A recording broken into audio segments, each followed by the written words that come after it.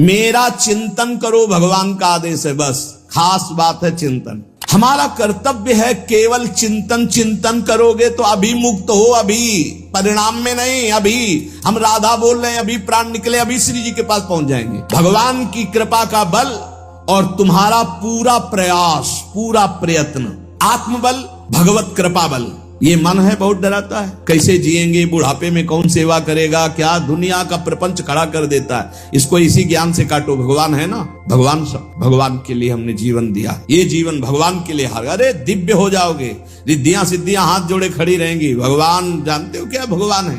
हनुमान जी जैसा कोई ज्ञानी, महाबली, कोई त्यागी, कोई ब्रह्मचारी, बैरागी, हनुमान जी जैसा कोई त्रिभुवन में द्वितीय हुआ वो तो बता दो। अतुलित बलधामम हेम शैलाभदेहम दनुजवन कृशानुम ज्ञानिनाम अग्रगण्यम। अरे जे गिर चरण दे हनुमंता चले सुगा पाताल तुरंता। हजार हजार को पकड़ के कछु मारिस कछु मर्दिस कछु मिले से धरि धूरी। वो भी ऐसे हाथ उठा के नमः पार्वती पते, और बस ऐसे सर झुकाए खड़े रहते हैं। जल भी नहीं है, पत्र भी नहीं है, ऐसे वो हम सब खड़े खड़े घंटों खड़े रहते। तो वहां के शिव पार्षदों से ऐसा करुणा में प्रेम हो गया था कि वो हमें नहीं हटाते थे। तो एक कोने में घंटों खड़े रहते थे और दर्शन करते रहते थे भगवान विश्वनाथ जी। तो जैसे ऐसे अवधूत आते, न कोई जल, हे जनक, जहां रघुनाथ जी विराजमान होते वहां ऐसी बात नहीं कहते। तुमने ऐसी बात कैसे कह दी? अगर मेरे स्वामी का आदेश हो जाए अभी तो पूरे ब्रह्मांड को कच्चे घड़े की तरह तोड़ दूं। कैसे हमारा चिंतन बदले। भगवान ने अगला शब्द का मदगत प्राणा, प्राण जिसके मेरे में समर्पित है। प्राण समर्पित का मतलब है प्राण वायु को लेकर प्रधान है। भोजन न मिले, जल न मिले तो भी हम जीवित रह सकते हैं काफी समय तक, क्योंकि प्राण वायु, प्राण बलवान पुष्ट होते हैं अन्न और जल से, लेकिन प्राणों की सत्ता वायु से है। ये जो श्वास प्रश्वास है, भोजन हमें 4-6 दिन न मिले तो आराम से दिनचर्या चल सकती है। पानी 8-10 दिन न मिले तो भी दिनचर्या चल सकती है। ऐसा नहीं कि मर जाएंगे, लेकिन 2 मिनट वायु न मिले तो मर जाएंगे। 2 मिनट वायु न मिले तो प्राण नष्ट। प्राण का सीधा संबंध वायु श्वासों से है, और प्रभु को प्राण समर्पित करने का मतलब हर श्वास नाम जप करना। मदगत प्राणा, हम पानी भी पिएंगे, भोजन भी पाएंगे तो प्रभु को समर्पित करके, और हर श्वास नाम जप करेंगे तो ये मदगत प्राणा हो। मच्चित्ता, निरंतर चिंतन करने के लिए हमें प्राणों को समर्पित करना होगा। हमारे प्राण समर्पित हैं, हम प्रसाद के द्वारा प्राणों का पोषण करेंगे, और हर श्वास प्रश्वास में नाम जप। श्वास ऊपर गई तो नाम जप, श्वास नीचे गई तो नाम जप। बोधयंता परस्परम, यदि हम किसी से बात करेंगे तो अपने प्रभु की चर्चा करेंगे। उसी प्रभु की चर्चा का कथन, कथयंतश्च माम नित्यम, केवल भगवत चर्चा करेंगे। केवल, कभी कभी ये लोक कल्याण की भावना भी प्रपंच में उतार देती है। निवेदन है कि यहाँ कोई लोक वार्ता का प्रश्न लेकर के नावे, एक जगह तो बख्श दो जहाँ केवल भगवान के संबंध की चर्चा होने दो। श्रीधाम वृंदावन में आप आए हो तो प्रिया प्रीतम की चर्चा का प्रश्न करो, प्रिया प्रीतम की चर्चा सुनो, निहाल हो जाओगे। तुष्यंत च रमंत च, उसी में आनंद और संतोष होता है। भगवत चर्चा हुई और उसी में रमण कर। एक जगह तो रखो जहां तुम केवल प्रभु की चर्चा सुन सकते हो, प्रभु की चर्चा कर सकते हो। प्रपंच का तो बहुत विस्तार है। कथयंत च माम, माम भगवान कह रहे हैं, कथयंत च माम नित्यम तुष्यंत च रमंत च। चलते हैं हम भगवत मार्ग में, फैल जाते हैं फिर दुविधा युक्त संसार प्रपंच में। केवल भगवत चर्चा, कथयंत च माम, भगवान केवलम, केवल माम, मेरा, प्रियालाल के सिवा और कोई चर्चा। बार बार बोर्ड लगवा देते हैं, श्यामा श्याम की चर्चा के सिवा यहाँ कोई चर्चा न की जाए। आपको अगर आशा है कि यहाँ से कोई काम बनते हैं तो हम पहले आपको बता देते हैं हम असमर्थ हैं, हमारे में कोई सामर्थ्य नहीं है। हम केवल प्रभु की चर्चा करते हैं, प्रभु का नाम जपते हैं, प्रभु के लिए जीवन है, बस इतनी बात है। जो प्रभु में डूबना चाहता है वो आए, स्वागत है। इसके अलावा ना कोई आशीर्वाद, ना कोई तंत्र मंत्र, ना कोई जंतुर, ना किसी भी तरह की कोई ढांढस वृत्ति बना सकते हैं कि जाओ तुम्हारा ये ठीक हो जाए, तुक्का लग जाए, ठीक हो जाए, तुम्हारे भाग्य की बात है। यहां से कोई चमत्कार नहीं है। यहाँ एक ही चमत्कार है, मलिन मन को श्री भगवान में लगा देना, जीवन को जीवन मुक्त अवस्था में पहुंचा देना। निर्विकारता की स्थिति प्राप्त करने के लिए साधु समागम है। भगवान का आदेश है, यदि मुझे अनुभव करना चाहते हो, इसी जन्म में परमानंद की प्राप्ति करना चाहते हो तो मय्येव मन आदत्स्व मयि बुद्धिम निवेश है। कैसे करोगे? तो भगवान कह रहे मत चित्ता, मेरे में चित्त लगाओ। चित्त कैसे लगेगा? चूंकि हम प्राणों से बहुत प्यार करते हैं, देह प्राण ते प्रिय कछु नाही, इसलिए भगवान को कहना पड़ा प्राण मेरे को समर्पित करो। कैसे समर्पित करें? जो खाओ पियो भगवान को भोग लगा के और रात दिन नाम जप में, हर श्वास में भगवत चिंतन। अगर वार्ता करनी तो बोधयंता परस्परम कथयंतश्च माम नित्यम, केवल मेरी चर्चा। बड़ा दुर्लभ हो रहा है, भगवत चर्चा होना बड़ा दुर्लभ हो रहा है भैया। ये सब सुनहु भरत भावी प्रबल, बिलख कहो मुनिनाथ, हानि लाभ जीवन मरण जस अपजस विधिहान। जब कर्मों का फल भोगने का आया तो महात्मा जी, और जब पाप कर्म करने जा रहे थे तो पूछ लेते हमसे कि हम पाप कर्म करने जा रहे हैं, आपकी अनुमति है क्या? तब नहीं, तब किसी ना भगवान की याद की न गुरु की याद की, मनमानी आचरण किए। तो अब भोग आया है, अब भोग लो, उसको भोगना पड़ेगा, वो यही मिलेगा तुम्हें। पति पत्नी परिवार संसार मित्र, इन्हीं में सब कलह अशांति मारपीट नाना प्रकार का। अरे पूछो मत, भगवान के चरणों का जब तक आश्रय नहीं लोगे तो यहाँ का ये प्रेम विवाह, यहाँ का प्रेम तुम्हें शांति प्रदान नहीं कर सकता। भगवत भाव रखोगे, हर परिस्थिति को शांति पूर्वक निर्वाह। ये जीवन काटना भी एक कला है। मनुष्य जीवन कोई पशु जीवन नहीं है। अगर अध्यात्म नहीं तो आप इसको जी नहीं सकते, आप इस जीवन को नहीं जी सकते। अशांत रहोगे, क्लेशित रहोगे, परेशान रहोगे। जीवन की कला है द्वंद्वों में समता, संपूर्ण जगत में रहते हुए ममता रहित हो जाना, संपूर्ण क्रियाएं करते हुए अहंकार रहित हो जाना। अभी जीवन मुक्तता का आनंद आ जाए तो मत चित्ता मदगत प्राणा बोधयंता परस्परम कथयंत च माम नित्यम तुष्यंत च रमंत च। हमारा उद्देश्य भगवत प्राप्ति का है। जो भगवत संबंध से भगवत प्राप्ति करना चाहता है उसके लिए दरबार खुला है, फ्री है, कोई फीस नहीं है, कोई शर्त नहीं है। तुम कौन हो, कहां के हो, कोई मतलब नहीं। आपका केवल संबंध भगवान के संबंध से वार्ता होगी तो यहां हो सकती है। इसलिए सावधानी होकर हमारे समय को निरर्थक ना किया जाए। बहुत कीमती समय, जब प्रश्न होता है तो फिर उस पर चर्चा करनी ही होती है। हमें सिर्फ भगवान का आदेश है, कथयंतश्च माम नित्यम तुष्यन्ति च रमन्ति च। उसी में संतोष करना, उसी में रमण करना है। हमारा भरण पोषण श्री प्रिया जी से होता है, किसी व्यक्ति से नहीं होता है। हमारे यहाँ श्री श्यामा श्याम विराजमान है, उनका पूरा जगत है। तुम्हारी बुद्धि में मेड़ है, भेदभाव है, उनके लिए भेदभाव नहीं। सब मम प्रिय, सब मम उपजाए, तो हम अपने स्वामी के अनुसार चलेंगे। सब मेरे प्राणनाथ श्यामा श्याम के जन है। कोई भी हो, इतना ना छोटा ना इतना बड़ा, ना इतना प्रिय ना इतना अप्रिय, सब बराबर है। एक तरफ चाहे गुणात्मा, गुण से युक्त महात्मा, और एक चाहे दुरात्मा, दुर्गुणों से युक्त, दोनों को ऐसे दुलार करके श्री जी की तरफ बढ़ाने वाला मार्ग ये मार्ग यहाँ का है। कथयंत च माम नित्यम तुष्यंत च रमंत च तेषाम सतत युक्तानाम भजताम प्रीति पूर्वकम। जो सतत प्रेम पूर्वक मेरा भजन करता है, भगवान कह रहे ददामि बुद्धि योगम तम, उसकी बुद्धि का योग मैं करा देता हूं। ये खास बात हुई। लगाने की चेष्टा हमने की मन बुद्धि को, और भगवान आकर मन बुद्धि में विराजमान हो गए। तेषामेवानुकंपार्थ महमज्ञानजं तमः नाशयात्म्यात्म भावस्थो ज्ञान दीपेन भास्वता। भगवान कृपा करके उसके हृदय में ज्ञान प्रकाशित कर दिया। जब कोई सतत भजन करता है, प्राण प्रभु को समर्पित कर देता है, चित्त प्रभु में लगाए हुए प्रभु की चर्चा, भगवान उसके अंदर ज्ञान प्रकाशित कर देते, तो वो अनात्म भाव जो देह भाव था उसका नाश हुआ और वो भगवत भाव में स्थित हो जाता है। भगवान कह रहे हैं मत चित्तः सर्व दुर्गाणी मत प्रसादात् तरिष्यसि। जब कोई मेरे में चित्त लगाता है तो मेरी कृपा से सारे दुर्गुणों का नाश हो जाता है। महात्मा तो भगवान बनाते हैं, करो सत्य ते साधु समाना, मैं उसे साधु बनाऊं। हमारा कर्तव्य, हमारा चित्त प्रभु में लग जाए। मेरा चिंतन करो, भगवान का आदेश है, बस खास बात है चिंतन। हमारी प्रारंभ से विशेष श्रद्धा इसी बात में रही गुरु शब्द पे कि रात दिन कोई भी चेतना युक्त क्षण ऐसा ना जाए जिसमें भगवत विमुख होता हो। बस इसी बात की साधना जीवन भर रही। प्रारंभ में गुरुदेव ने कह दिया जब तक चेतना है तुम्हारे में तो तुम्हारा जागृत अवस्था का चेतना युक्त एक भी क्षण व्यर्थ नहीं जाना चाहे। तो गुरु कृपा से यही प्रयास रहा है कि हमारा एक भी मिनट भगवान से विमुख न जाए। पूर्व में ऐसी स्वभाव वृत्ति बनाई थी कि लोगों को ये शंका होती थी कि ये बोल पाते हैं कि नहीं बोल पाते हैं, अर्थात इनके वाणी है कि नहीं है। मूक, मौन, जटाओं का बोझा, एक वस्त्र, बस शांत। बुलाया गया, घंटा बजा तो पहुंच गए, प्रसाद लिए, उसमें एकांत, हर समय मंत्राग।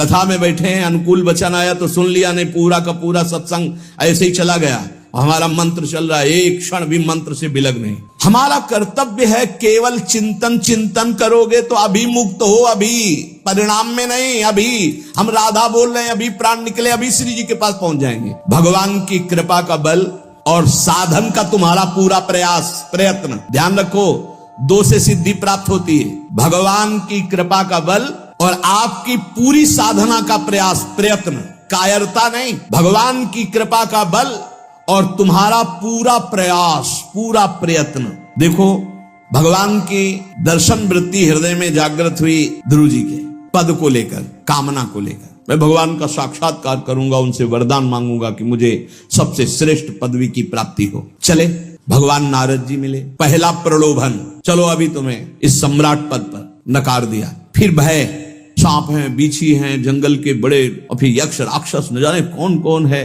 तुम अभी बालक हो, तुम्हें खा जाएंगे, तुम क्या तपस्या करोगे, क्या भजन, नहीं, इससे भी नहीं टिके, कुछ भी हो, कदम वापस नहीं जाएंगे, अब तो हरि की प्राप्ति। तो गुरु मंत्र दे दिया। 6 महीने बहुत ही देह भाव रहित होकर उच्च कोटि की साधना की। बालक होने पर यही मथुरा में, मधुपुरी में देह भाव रहित होकर के, क्योंकि जंगल में ऐसे ऐसे मच्छर बड़े बड़े ना, एक मच्छर मारे तो पूरा होश खराब हो जाए, पूरी चेतना जागृत। तो उस 5 वर्ष के राजकुमार के शरीर में कितने मच्छर चिपके रहे होंगे, क्या क्या भयावह। हमने तो सैनपुर में देखा, आसन लगाए बैठे, काला नाग सांप ऐसे फुसकार रहा है, पूरा दृढ़ निश्चय है कि अगर ये काटने का समय है तो काट लेगा, नहीं काटना तो बिल्कुल नहीं काटेगा, बैठे रहो। वैसे पास से निकल गए, छाती से भी निकल गए हैं, निश्चय कि अगर काटना है काटेगा। सैकड़ों बिच्छू, कभी ऐसे डंक नहीं मारा। अगर काटना हो मारना हो ना तो बढ़िया महल में बैठे हो तो वहां जाके काट लेंगे। ध्रुव जी अपनी निष्ठा से कभी नहीं विचलित हुए। अब जब भगवान सामने आए तो आखिरकार 5 वर्ष के बालक घबरा गए। भगवान का तेज, भगवान का रूप, भगवान की महिमा, भगवान मुस्कुराए, कृपा दृष्टि से देखे, बल मिला, भगवान को देख पा रहे। अब मन में आया कि मैं स्तुति कैसे करूं, क्योंकि कोई ज्ञान तो है नहीं। भजन किया, भगवान की प्राप्ति हो रही, लेकिन अब कोई ऐसा ज्ञान तो है नहीं जिससे भगवान का स्तवन करे। भगवान की तरफ देख करके कुछ कहना चाहते हैं, पर क्या भगवान को कहें ये ज्ञान नहीं। तो भगवान ने अपने ज्ञान स्वरूप शंख का ध्रुव जी के कपोल पे स्पर्श करा दिया। जो भगवान कह रहे, ज्ञान तो मेरी कृपा से होता है। अभी पीछे इस श्लोक में भगवान ने कहा, तेसा मेवानुकंपार्थो महमक ज्ञानजम तमः नाशयाम्यात्म भावस्थो। अनात्म भाव का ये जो आत्मस्वरूप अनात्म देह में भाव आ गया है, इसके नाश का जो ज्ञान होता है ये भगवान की कृपा से होता है। जे भी शंख छुआया दिव्य ज्ञान और भगवान की दिव्य स्तुति की। तो ये देखा जाता है कि भगवान की कृपा से ही साधक में दिव्यता आती है, दिव्य ज्ञान आते हैं। पर प्रयत्न अपना होना चाहिए। प्रयत्न था तभी तपस्या में आए, नहीं तो प्रलोभन में फंस जाते या भय में डर जाते। ना प्रलोभन में फंसे चक्रवर्ती सम्राट पद देने पर, और ना भय में फंसे कि सांप बीछी और सिंह खा जाएगा, इससे भयभीत नहीं हुए। और प्रयत्न इतनी जोर का किया, आप भागवत में पढ़ लीजिए, देह भाव रहित होकर कितना कठोर तप, 6 महीने में भगवत साक्षात्कार। हम एक बार भगवान के नाम पर अपने आप को न्यौछावर तो करके देखें, पर ये अहंकारी जीव मानता नहीं है। ये अहंकार का बल लिए रहता है। आसुरी प्रकृति है ये अहंकार। अहंकारम बलम दर्पम कामम क्रोधम च संश्रिताः।